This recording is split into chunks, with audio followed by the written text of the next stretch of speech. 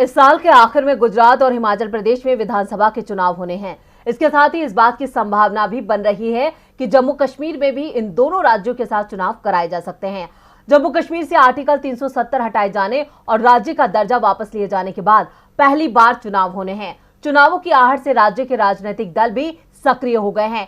नए गठबंधन पर चर्चा भी शुरू हो गई है। तो किस किस दल के बीच हो सकता है गठबंधन, देखते हैं ये रिपोर्ट।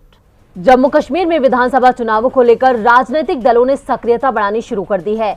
इस केंद्र शासित प्रदेश में कांग्रेस, बीजेपी के अलावा नेशनल कॉन्फ्रेंस और पीपल्स डेमोक्रेटिक पार्टी मुख्य दल है। कांग्रेस और बीजेपी का जम्मू रीजन में अच्छा प्रभाव है, तो नेशनल कॉन्फ्रेंस और पीडीपी की पकड़ कश्मीर रीजन में मजबूत है। ऐसे में राज्य में गठबंधन की संभावनाएं भी बन रही है। बीजेपी के साथ तो कोई दल जाने को तैयार नहीं दिख रहा, क्योंकि बीजेपी से गठबंधन करने से उसे राज्य के बहुसंख्यकों का वोट मिलना मुश्किल हो जाएगा। लेकिन कांग्रेस के साथ गठबंधन की कोशिश पीडीपी और नेशनल कॉन्फ्रेंस दोनों ही ओर से की जा रही है। इसमें पीडीपी की ओर से समझौते का प्रस्ताव भी दे दिया गया है। पीडीपी अध्यक्ष महबूबा मुफ्ती यूपीए की अध्यक्ष सोनिया गांधी से मिली। इसके बाद से ही ये दावे किए जा रहे हैं कि जल्द ही पीडीपी यूपीए में शामिल हो सकती है। इससे पहले महबूबा बीजेपी के साथ मिलकर सरकार बना चुकी है, लेकिन राज्य में 370 हटने के बाद पीडीपी और बीजेपी के संबंध काफी तल्ख हो गए। महबूबा सार्वजनिक मंचों से बीजेपी की आलोचना कर रही हैं, लेकिन बीजेपी के साथ गठबंधन सरकार चलाने के कारण राज्य में उनकी स्थिति कमजोर हुई है। अब वो मुख्यधारा की राजनीति में वापसी की कोशिश में जुटी हैं। इसके लिए महबूबा ने कांग्रेस की ओर से समझौते की पेशकश की है। दूसरी ओर कांग्रेस को भी इस समय अपनी स्थिति मजबूत करनी है। उसे भी राज्यों में नए सहयोगियों की तलाश है। ऐसे में कांग्रेस जम्मू कश्मीर में गठबंधन की संभावनाएं तलाश रही है। पार्टी अभी महबूबा के अलावा नेशनल कॉन्फ्रेंस से भी बात कर रही है। ऐसे में सोनिया गांधी और महबूबा की मुलाकात के बाद तस्वीर पूरी तरह से साफ नहीं हुई है, लेकिन ये साफ हो गया है कि कांग्रेस जल्द ही जम्मू कश्मीर में अपने सहयोगी दल का चुनाव कर लेगी। लखीमपुर खीरी मामले में अब आरोपी आशीष मिश्र के बुरे दिन शुरू हो गए हैं। बीते दिन जहां सुप्रीम कोर्ट ने उसकी जमानत रद्द कर दी और 1 हफ्ते के अंदर सरेंडर करने का आदेश दिया, तो वहीं आरोपी आशीष आज एक नई मुसीबत में फंस गया है। आखिर क्या है पूरा मामला, जानने के लिए देखते हैं ये खास रिपोर्ट। 3 अक्टूबर 2021 को उत्तर प्रदेश के लखीमपुर खीरी में एक दिल दहलाने वाली घटना घटी। शांतिपूर्ण ढंग से प्रदर्शन कर रहे किसानों पर गाड़ी चढ़ा दी गई, जिसमें 4 किसानों की जान चली गई। और उन किसानों पर गाड़ी चढ़ाने का आरोप है गृह राज्य मंत्री अजय मिश्र टेनी के बेटे आशीष मिश्र मोनू पर। और एसआईटी की रिपोर्ट में भी मोनू को ही आरोपी माना गया है, लेकिन फिर भी फरवरी में हाई कोर्ट ने उसे जमानत दे दी थी। हालांकि मामले के सुप्रीम कोर्ट के संज्ञान में आने के बाद कोर्ट ने सख्ती दिखाई और बीते दिन कोर्ट ने आरोपी की जमानत रद्द कर दी। साथ ही 1 हफ्ते के अंदर सरेंडर करने के आदेश भी दिए हैं। जहां जमानत रद्द होने से आशीष मिश्र को बड़ा झटका लगा था, वहीं अब एक और खबर ने उसे दूसरा झटका दे दिया है। दरअसल आरोप तय करने को लेकर जिला अदालत ने 26 अप्रैल की तारीख तय की है। आरोप तय होने के साथ मामले की सुनवाई शुरू हो जाएगी और दोषियों को जल्दी सजा दिलाए जाने का मामला भी साफ हो जाएगा। दूसरी ओर हाईकोर्ट से जमानत मिलने के बाद मुख्य आरोपी आशीष मिश्र मोनू की तरफ से जिला अदालत में केस को ही सिरे से खारिज करने की बात कही जा रही थी। बता दें कि जमानत पर छूटे मुख्य आरोपी आशीष की ओर से अदालत में डिस्चार्ज एप्लीकेशन दी गई है। ये बात उठाई गई कि उसके खिलाफ मुकदमा चलने लायक भी कोई सबूत नहीं है। इसी के चलते जिला अदालत आरोप तय करने के बजाय पहले ही आशीष मिश्र के खिलाफ मुकदमा चलने लायक कोई सबूत, जांच या परिस्थितियां हैं या नहीं, इसकी सुनवाई में उलझ गई थी। लेकिन अब मामला पूरी तरह से बदल गया है, जिससे आरोपी आशीष मिश्र की मुसीबतें बढ़ गई हैं। देश की सत्ता पर काबिज पीएम मोदी की सरकार के जल्द ही 8 साल पूरे हो जाएंगे। मोदी राज में देश की विकास दर का ग्राफ भले ही नीचे की ओर जा रहा हो, लेकिन देश में सांप्रदायिकता का ग्राफ काफी तेजी से ऊपर गया है। देश में नफरत और हिंसा ने कई रिकॉर्ड बनाए हैं। मुसलमानों को लगातार निशाना बनाया जा रहा है। भारत में मानवाधिकारों के हालात पर अमेरिकी विदेश विभाग की country reports on human rights ने चौंकाने वाला खुलासा किया है, जिस पर मोदी सरकार की खूब आलोचना हो रही है। देखते हैं ये खास खबर। देश के हालात पर अमेरिका की कई संस्था लगातार नजर बनाए हुए हैं। अमेरिका की तरफ से भी कई बार मोदी सरकार को मानवाधिकारों पर फटकार लग चुकी है, लेकिन मोदी सरकार सुधरने का नाम नहीं ले रही है। हर वक्त चुनावी मूड में रहने वाली बीजेपी जब से देश की सत्ता पर काबिज हुई है, तब से देश के सामाजिक हालात लगातार बिगड़ रहे हैं। देश का सामाजिक ताना बाना टूट चुका है। भारत में मानवाधिकारों के हालात पर अमेरिका की एक रिपोर्ट में कई मामलों का खुलासा किया गया है, जिसमें प्रेस की आजादी से लेकर पत्रकारों की हत्या तक का जिक्र किया गया है। ये रिपोर्ट मोदी सरकार की पोल खोल रही है। इस रिपोर्ट को उसी दिन जारी किया गया जब भारत अमेरिका 2+2 वार्ता हुई थी और अमेरिकी विदेश मंत्री एंटनी ब्लिंकन ने कहा था कि अमेरिका भारत में मानवाधिकारों के हनन के बढ़ते मामलों पर नजर बनाए हुए है। राजनाथ सिंह और एस जयशंकर ने ब्लिंकन के बयान का खंडन नहीं किया था। इस रिपोर्ट में ऐसे मामले भी हैं जहां सरकार की आलोचना करने वाले मीडिया संगठनों पर दबाव बनाया या उनका उत्पीड़न किया। ऑनलाइन ट्रोलिंग के जरिए भी प्रताड़ित किया गया। अमेरिकी विदेश विभाग की रिपोर्ट में यह भी खुलासा किया गया कि बीजेपी शासित राज्यों में पत्रकारों को उनके पेशेवर काम के चलते निशाना बनाया गया है। जून में उत्तर प्रदेश में एक अखबार कंपू मेल के पत्रकार शंभुमणि त्रिपाठी की कथित तौर पर अवैध रेत खनन को लेकर उनकी खोजी रिपोर्ट के लिए 2 बंदूकधारियों ने उनकी जान ले ली। यूनेस्को के महानिदेशक ऑन्ड्रे ओजोले ने मामले पर संज्ञान लिया और प्रशासन से गन पॉइंट सेंसरशिप को खत्म करने को कहा। तो वहीं अमेरिकी रिपोर्ट में stand up comedian Munawar Faruqui और 4 अन्य लोगों की गिरफ्तारी के मामले शामिल हैं। अब मोदी सरकार इस रिपोर्ट पर खुद का बचाव कैसे करती है, ये देखना होगा।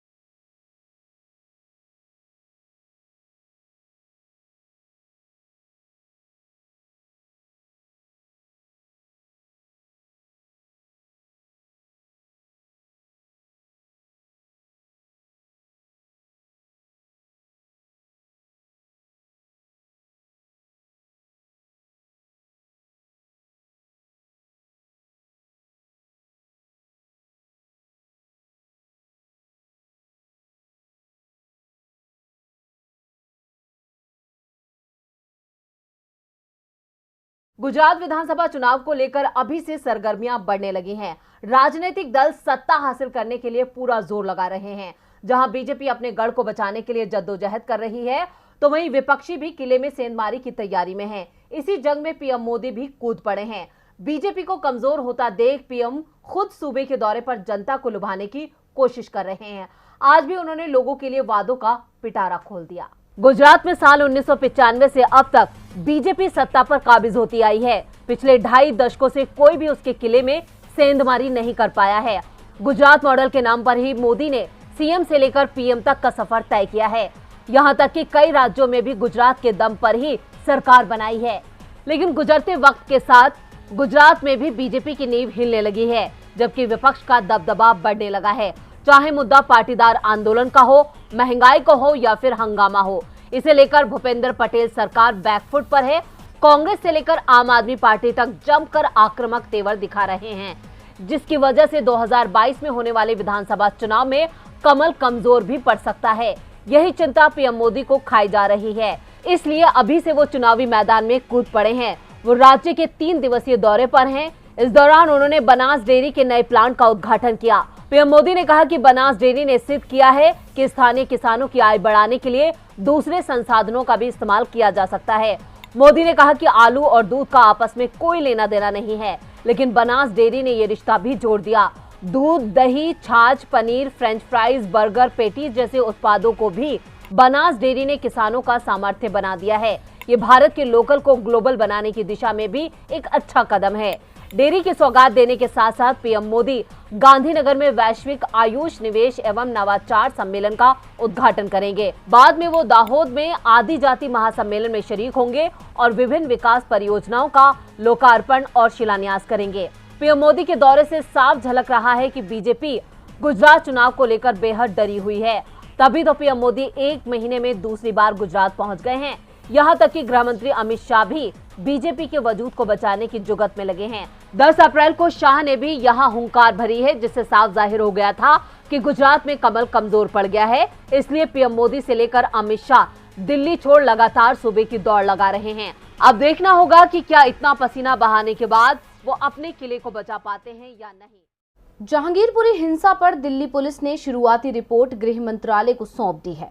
पुलिस ने हिंसा के पीछे साजिश की बात मानी है। जहांगीरपुरी इस वक्त कड़ी सुरक्षा घेरे में है। अर्धसैनिक बलों के साथ पुलिस भी तैनात की गई है। इलाके की कई दुकानें अभी भी बंद हैं। 2 साल के अंदर दिल्ली में 2 बार हुए दंगों से दिल्ली दहल चुकी है। आखिर हर बार मुसलमान क्यों होता है इन दंगों का जिम्मेदार? कौन है इन दंगों के असली गुनहगार? देखते हैं ये रिपोर्ट। शनिवार को हनुमान जयंती के मौके पर दिल्ली के जहांगीरपुरी में हुई हिंसा पर इस वक्त जमकर सियासत हो रही है। आम आदमी पार्टी ने इन दंगों में सीधे तौर पर बीजेपी की साजिश बताई है, तो वहीं एआईएमआईएम चीफ असदुद्दीन ओवैसी ने मोदी सरकार को जिम्मेदार ठहराया है। तो वहीं शिवसेना नेता ने दिल्ली दंगों के लिए बीजेपी को कटघरे में खड़ा किया है। विपक्ष की तरफ से ये दावे किए जा रहे हैं कि इन दंगों के पीछे बीजेपी का हाथ है और अल्पसंख्यकों को निशाना बनाया जा रहा है। मुसलमानों को गुनहगार साबित किया जा रहा है, जबकि जांच में जो सामने आया है उसमें इन दंगों में विश्व हिंदू परिषद और बजरंग दल जैसे संगठन गुनहगार हैं। दिल्ली के पुलिस कमिश्नर राकेश अस्थाना ने माना है कि शोभा यात्रा की परमिशन नहीं थी, बावजूद उसके ये यात्रा निकाली गई और एक साजिश के तहत शोभा यात्रा में भड़काऊ भाषण और नारे लगाए गए। तो वहीं आज जहांगीरपुरी हिंसा मामला को लेकर दिल्ली पुलिस आयुक्त ने केंद्रीय गृह मंत्री अमित शाह को ताजा हालात की जानकारी दी है। इस दौरान केंद्रीय गृह मंत्री अमित शाह ने दिल्ली पुलिस के अधिकारियों को सख्त निर्देश दिए हैं। दंगाइयों के खिलाफ ऐसी सख्त कार्रवाई करें कि दोबारा दिल्ली में इस तरह के दंगे या हिंसा न हो पाए। अगर गृह मंत्री अमित शाह ने ये सख्ती पहले दिखाई होती तो शायद ये दंगे न होते। हिंदू संगठनों पर काफी हल्की धाराओं में केस दर्ज किए गए हैं, जिस पर सवाल खड़े किए जा रहे हैं। दिल्ली दंगों में दिल्ली पुलिस की जांच भी सवालों के घेरे में है। 2 दिनों की पुलिस कस्टडी के दौरान अंसार और असलम से क्राइम ब्रांच पूछताछ कर रही है। बाकी के सुखेन, सरकार, सूरज, नीरज, सुरेश, कुल 4 आरोपियों जो हिंदू संगठनों से जुड़े हैं उन्हें न्यायिक हिरासत में भेजा गया है। जो हिंदू आरोपी हैं उन्हें तब गिरफ्तार किया गया जब पुलिस की जांच में भेदभाव के आरोप लगे थे। दबाव के बाद ही इन लोगों को गिरफ्तार किया गया है। कांग्रेस नेता राशिद अल्वी ने दंगों पर कहा कि देश का माहौल बहुत खराब है। देश के कई हिस्सों में इस तरह की घटनाएं हुई हैं। ये सब सरकार के जरिए हुआ। मस्जिद के पास पुलिस क्यों नहीं थी? अगर प्रशासन चाहता तो ऐसा नहीं होता। जहांगीरपुरी में जो हुआ है वो जानबूझकर कराया गया। शोभा यात्रा के साथ पुलिस क्यों नहीं थी? मस्जिद पर पुलिस क्यों नहीं थी? जहांगीरपुरी दंगों में दिल्ली पुलिस की भूमिका शक के घेरे में है। 2020 में जब दिल्ली में दंगे हुए तो उस वक्त भी दिल्ली पुलिस को सुप्रीम कोर्ट ने फटकार लगाई थी। इस बार भी पुलिस का वही रवैया था। दिल्ली पुलिस केंद्र के अधीन है। केंद्र में गृह मंत्री अमित शाह हैं, जिनके अधीन दिल्ली पुलिस आती है। अब इन दंगों का कौन है असली गुनहगार, आप अंदाजा लगा सकते हैं। लेकिन अप्रत्यक्ष तौर पर सवाल गृह मंत्री अमित शाह पर उठाए जा रहे हैं। विपक्षी नेता डंके की चोट पर अमित शाह को दंगों का गुनहगार बता रहे हैं। यूपी चुनाव में जीत के बाद बुलडोजर की रफ्तार काफी तेज हो गई है। यूपी के बाद बुलडोजर ने मध्य प्रदेश के खरगोन बड़वानी हिंसा में भी लोगों के घरों और दुकानों को रातों रात ध्वस्त कर दिया। अपराधियों को सबक सिखाने के लिए बीजेपी सरकार ने कानून को ताक पर रख दिया है और बुलडोजर के सहारे ही इंसाफ कर रही है। लेकिन अब बुलडोजर को लेकर इस्लामिक संगठन जमीयत उलेमाए हिंद सख्त हो गया है और ये मामला अब सुप्रीम कोर्ट पहुंच चुका है। देखते हैं ये रिपोर्ट। यूपी के बाद जिस तरह से मध्य प्रदेश में बुलडोजर के इस्तेमाल से एक रात में ही लोगों के घरों और दुकानों को जमींदोज कर दिया गया है, जिसके बाद बुलडोजर एक्शन सवालों के घेरे में है। क्या बुलडोजर एक्शन का कानून की किसी किताब में कोई जिक्र है, या फिर मध्य प्रदेश की बीजेपी सरकार ने अपनी मनमानी के चलते मुसलमानों को चुन चुन कर निशाना बनाया है? जमीयत उलेमाए हिंद ने उत्तर प्रदेश, मध्य प्रदेश और गुजरात में मुसलमानों की संपत्तियों पर बुलडोजर चलाए जाने के खिलाफ सुप्रीम कोर्ट का दरवाजा खटखटाया है। जमीयत उलेमाए हिंद ने मुस्लिम समुदाय के लोगों के घरों, मकानों को जमींदोज करने का विरोध किया है। इसे मुसलमानों के खिलाफ साजिश बताया है। सुप्रीम कोर्ट में याचिका दायर कर मांग की है कि ऐसी किसी भी तरह की कार्रवाई कोर्ट के आदेश के बाद ही की जाए। जमीयत उलेमाए हिंद ने सुप्रीम कोर्ट में दायर याचिका में कहा कि कोर्ट राज्यों को आदेश दे कि बिना अदालत की अनुमति के किसी का घर या दुकान नहीं गिराई जाएगी। जमीयत की कानूनी इमदाद कमेटी के सचिव गुलजार अहमद आजमी ने सुप्रीम कोर्ट में याचिका दायर की है। जमीयत की याचिका में केंद्र सरकार के साथ ही यूपी, एमपी और गुजरात राज्य को प्रतिवादी बनाया है। मौलाना अरशद मदनी ने बुलडोजर राजनीति को खतरनाक बताया और कहा कि अपराध रोकने की आड़ में अल्पसंख्यकों को तबाह करने के उद्देश्य से बुलडोजर की खतरनाक राजनीति शुरू हुई है। यूपी में बुलडोजर की राजनीति पहले से ही चल रही है, लेकिन अब ये नापाक हरकत गुजरात और मध्य प्रदेश में शुरू हो गई है। जमीयत उलेमाए हिंद ने इस कार्रवाई को एक तरफा बताते हुए इसे मुसलमानों के घरों और दुकानों को जमींदोज करने की साजिश बताते हुए सुप्रीम कोर्ट का रुख किया है। मध्य प्रदेश के खरगोन जिले में रामनवमी के मौके पर शोभा यात्रा में पथराव और आगजनी करने वाले आरोपियों के घरों, दुकानों को जिला प्रशासन ने जमींदोज कर दिया है। इनमें से कुछ ऐसे घर भी शामिल हैं जो पीएम आवास योजना के तहत बनाए गए थे। उत्तर प्रदेश विधानसभा चुनाव में ओपी राजभर की पार्टी का सपा के साथ गठबंधन था, जबकि 2017 में ओपी राजभर ने बीजेपी के साथ चुनाव लड़ा था। सपा के साथ गठबंधन करते वक्त राजभर ने बड़े बड़े दावे किए थे कि वो बीजेपी को सत्ता से उखाड़ फेंकेंगे, लेकिन राजभर के दावे हवाई साबित हुए और बीजेपी एक बार फिर बड़ी जीत हासिल करने में कामयाब रही। चुनाव नतीजे राजभर की उम्मीदों के मुताबिक नहीं आए। ऐसे में अब ओपी राजभर के सुर फिर से बदले हुए नजर आ रहे हैं। विधानसभा चुनाव के नतीजों के बाद से सुहेल देव भारतीय समाज पार्टी के अंदर कई बड़े सवालों पर मंथन शुरू हो गया है। चुनावों में माहौल बीजेपी के खिलाफ दिखाई दे रहा था। सपा गठबंधन की रैलियों में लोग भारी संख्या में आ रहे थे, लेकिन परिणाम गठबंधन की उम्मीदों के खिलाफ आए। ऐसे में पार्टी से कहां चूक हुई, कैसे हाथ आया मौका गवा दिया गया और अब आगे पार्टी की क्या रणनीति होनी चाहिए, इन सब के बीच सबसे बड़ा सवाल है कि क्या पार्टी को समाजवादी पार्टी के साथ अपने गठबंधन को कायम रखना चाहिए। बता दें कि पार्टी ने 2022 उत्तर प्रदेश विधानसभा चुनाव में 6 सीटें हासिल की थी, लेकिन सपा के साथ पार्टी का गठबंधन कुछ खास कमाल नहीं दिखा पाया और जीत भारतीय जनता पार्टी को मिली। और नतीजे आते ही ओपी राजभर के सुर पूरी तरह बदल गए हैं। वो बीजेपी के खिलाफ बोलने से अब परहेज कर रहे हैं, जिसके बाद से कयास है कि राजभर बीजेपी के साथ अपने रिश्ते दुरुस्त करना चाहते हैं। दरअसल 2022 में बीजेपी से दूरी का खामियाजा भुगतने के बाद पार्टी अब 2024 लोकसभा चुनावों पर फोकस कर रही है और इसी के चलते पार्टी में मंथन का दौर तेज हो गया है। ऐसे में राजभर पार्टी के बड़े नेताओं के साथ मंथन करने में लगे हुए हैं और लगातार बैठकों का दौर जारी है। दावा किया जा रहा है कि राजभर सपा के साथ बने रहने या भाजपा के साथ जाने के फायदे नुकसान का भी आकलन कर रहे हैं। दरअसल बीजेपी की ओर से भी ओपी राजभर को अपने पक्ष में लाने की कोशिशें हो रही हैं, लेकिन राजभर इतनी जल्दी गठबंधन बदलकर ये मैसेज नहीं देना चाहते कि वो सत्ता के लोभी हैं और सत्ता के लिए सपा का साथ छोड़कर बीजेपी की ओर जा रहे हैं। फिलहाल राजभर अपने पत्ते शायद ही खोले, लेकिन वो बीजेपी की ओर कदम बढ़ाते हैं तो ये भी जल्द ही उनके बयानों से साफ हो जाएगा, क्योंकि राजभर कोई भी बात बिना लाग लपेट के बोलने वाले नेता माने जाते हैं। मोदी सरकार का देश में ये दूसरा कार्यकाल है जो लगभग आधा बीत चुका है और मोदी राज में देश के हालात पर बात करें तो देश गर्त में जाता नजर आ रहा है। ऐसे में अब विपक्षी दलों ने मोदी विरोधी माहौल बनाने की तैयारी शुरू कर दी है और इसके लिए विपक्षी एकजुटता भी नजर आ रही है। उसी कड़ी में महाराष्ट्र की उद्धव सरकार ने भी एक बड़ा फैसला लिया है। आइए देखते हैं ये खबर।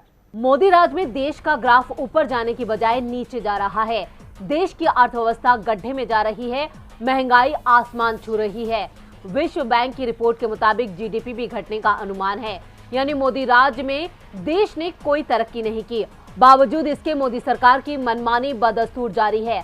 सरकारी कंपनियों का धड़ल्ले से निजीकरण हो रहा है। हालांकि विपक्ष लगातार मोदी सरकार के खिलाफ आवाज उठा रहा है, लेकिन अब विपक्ष भी समझ चुका है कि मोदी सरकार के खिलाफ एकजुट होना ही पड़ेगा। हालांकि विपक्षी एकजुटता की मुहिम पिछले कई दिनों से जारी है, लेकिन अब इस बार ये कदम उठाया है महाराष्ट्र के सीएम और शिवसेना प्रमुख उद्धव ठाकरे ने, जिसके लिए महाराष्ट्र के महाअघाड़ी गठबंधन ने केंद्र सरकार के खिलाफ मुहिम में गैर बीजेपी शासित राज्यों के मुख्यमंत्रियों को शामिल करने की प्लानिंग की है। शिवसेना सांसद संजय राउत ने दावा किया है केंद्र सरकार की नीतियों के खिलाफ चर्चा करने के लिए जल्द ही 11 मुख्यमंत्री बैठक करेंगे। इसके लिए राष्ट्रवादी कांग्रेस पार्टी के अध्यक्ष शरद पवार और सीएम उद्धव ठाकरे कोशिश कर रहे हैं। शरद पवार ने भी साफ किया है कि इस संबंध में बातचीत चल रही है। इतना ही नहीं, सांसद संजय राउत ने महंगाई के मोर्चे पर भी सरकार को घेरते हुए देश में हो रहे दंगों का भी जिक्र किया। उन्होंने कहा कि देश में भारतीय जनता पार्टी की सरकार ने महंगाई को बढ़ावा दिया है। सरकार समाज में धार्मिक मतभेद पैदा करने की कोशिश कर रही है। साथ ही देश में धार्मिक हमले और दंगे हो रहे हैं, मगर प्रधानमंत्री इस बारे में बात नहीं कर रहे। विपक्ष ने इस बारे में प्रधानमंत्री नरेंद्र मोदी को पत्र भी भेजा है, मगर वो बिल्कुल खामोश हैं। इसके अलावा ये सरकार क्षेत्रीय दलों को कुचलने की साजिश रच रही है। अब शिवसेना ने गैर बीजेपी शासित राज्यों को एकजुट कर मोदी विरोधी माहौल बनाने की कवायद की है, तो अब इसमें सफलता कितनी हासिल होगी ये देखना दिलचस्प होगा। दिल्ली के तीनों नगर निगमों को एक करने का बिल लोकसभा और राज्यसभा में पास होने के बाद उसे राष्ट्रपति की मंजूरी मिल चुकी है। तीनों नगर निगम के एकीकरण के लिए दिल्ली नगर निगम अधिनियम संशोधन 2022 की अधिसूचना जारी कर दी गई है। तो कैसी होगी बदले हुए नगर निगम की तस्वीर, देखते हैं इस रिपोर्ट में। मोदी सरकार ने दिल्ली नगर निगम संशोधन कानून 2022 की अधिसूचना जारी कर दी है। अब दिल्ली के तीनों नगर निगम यानी पूर्वी, उत्तरी और दक्षिणी एक हो चुके हैं और इन्हें संयुक्त रूप से दिल्ली नगर निगम बनाया गया है। गौरतलब है कि एमसीडी बदलाव बिल लोकसभा और राज्यसभा में पास होने के बाद इस पर राष्ट्रपति ने भी हस्ताक्षर कर दिए। उनके हस्ताक्षर के साथ ही ये विधेयक कानून में बदल गया है। इसी के साथ ही भारत सरकार ने इसे अधिसूचित भी कर दिया है। अब भारत सरकार दिल्ली नगर निगम के लिए एक विशेष अफसर की नियुक्ति करेगी, जो निगम के सभी कार्यों को पूरा करेगा और जिम्मेदार होगा। साल 2012 में दिल्ली की सीएम शीला दीक्षित और केंद्र की यूपीए सरकार ने दलील दी थी कि एमसीडी बड़ी होने की वजह से उसे चलाना मुश्किल है। लोगों में एमसीडी की आसानी से पहुंच हो, इसलिए उसके 3 टुकड़े कर दिए गए थे। उस वक्त तो अधिकारी और नेता हर वार्ड तक नहीं पहुंच पाते थे, जबकि बीजेपी का मानना था कि एमसीडी में बीजेपी को कमजोर करने के लिए ये कदम उठाया था। खबरों की माने तो अब एमसीडी में दिल्ली सरकार का दखल बेहद कम हो जाएगा। मेयर इन काउंसिल व्यवस्था होने की वजह से मेयर ज्यादा पावरफुल हो जाएगा, जिसमें मेयर और उसके पार्षदों को शहर के लोग सीधे चुनेंगे। अगर ऐसा होता है तो वो सीएम से ज्यादा प्रभावशाली माना जाएगा, क्योंकि सीएम तो सिर्फ एक विधानसभा से विधेयक के तौर पर चुना जाता है। तीनों निगमों के कुल 172 वार्ड में से छावनी इलाके में आने वाले 8 वार्ड कम कर दें तो 264 वार्ड एकीकरण के बाद बने रहते हैं। दिल्ली नगर निगम के चुनावों को लेकर चर्चा ये भी है कि तीनों नगर निगमों को एक करने के साथ ही 272 वार्ड ही रखे जाएंगे। अब एमसीडी के तीनों निगम एक हो गए हैं। पिछले 3 दशकों से दिल्ली एमसीडी पर बीजेपी का कब्जा है। आम आदमी पार्टी ने बीजेपी पर ये आरोप लगाया है कि चुनावों में हार की वजह से बीजेपी ने ये एकीकरण का खेल